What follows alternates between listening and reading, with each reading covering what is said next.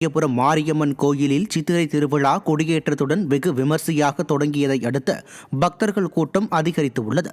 உற்சவ மாரியம்மன் சிறப்பு பூ அலங்காரத்தில் கேடயத்தில் புறப்பட்ட கொடிமரம் முன்பு எழுந்தருளிய நிலையில் பால், சந்தனம், இளநீர், திரவிய பொடி உள்ளிட்ட அபிஷேக பொருட்களால் கொடிமரத்திற்கு சிறப்பு அபிஷேகம் மற்றும் தீபாராதனை நடைபெற்றது. கோவில் குருக்கள் வேத மந்திரங்கள் முழங்க மேலதாளங்களுடன் அம்மன் உருவம் வரையப்பட்ட தங்க கொடிமரத்தில் கொடியேற்றப்பட்ட போது அங்கு குழுமியிருந்த பக்தர்கள் ஏராளமானோர் பக்தி கோஷம் எழுப்பி அம்மனை வழிபட்டனர். திருவள்ளூர் மாவட்டத்தில் விளையாட்டுப் போட்டியை துவக்கி வைக்க 1 மணி நேரத்திற்கு மேல் தாமதமாக வந்த விடியா திமுக அமைச்சரால் மாணவ மாணவிகள் சோர்வடைந்தனர்.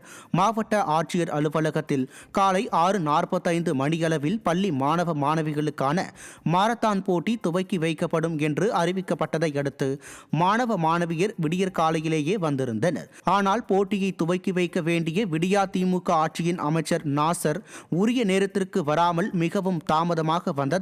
மாணவர்கள் மிகவும் சோர்வடைந்தனர். கல் எறியும் போட்டி வைத்திருந்தால் விடியா திமுக ஆட்சியின் அமைச்சர் தனித்த உற்சாகத்துடன் உரிய நேரத்திற்கு வந்திருப்பார் என பொதுமக்கள் கிண்டல் அடித்தனர்.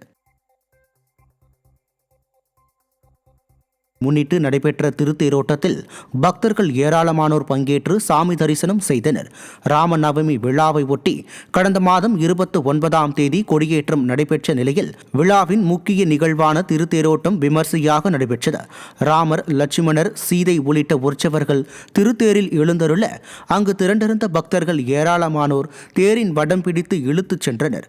உள்ளூர் மற்றும் இன்றி வெளியூர்களில் இருந்து வந்திருந்த பொதுமக்கள் பக்தி முழக்கம் எழுப்பி மனமுருக வழிபட்டனர்.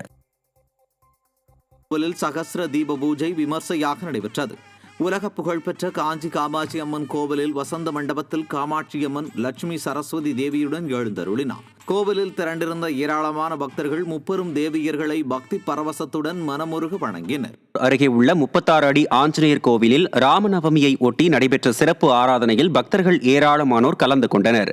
ராமநவமி விழாவை முன்னிட்டு பஞ்சவடியில் உள்ள ஸ்ரீ பஞ்சமுக ஆஞ்சநேயர் கோயிலில் 36 அடி ஆஞ்சநேய சுவாமிக்கு 2000 லிட்டர் பால் மற்றும் வெளிமாநிலங்களில் இருந்து கொண்டுவரப்பட்ட பன்னீர், சந்தனம் உள்ளிட்ட வாசனை திரவியங்களால் அபிஷேகம் நடைபெற்றது. தொடர்ந்து உற்சவர் ராமமூர்த்திக்கு பூர்ணாகுதி நடைபெற்று கடம் புறப்பட்ட நிலையில் பக்தர்கள் ஏராளமானோர் கலந்து கொண்டு சாமி தரிசனம் செய்தனர்.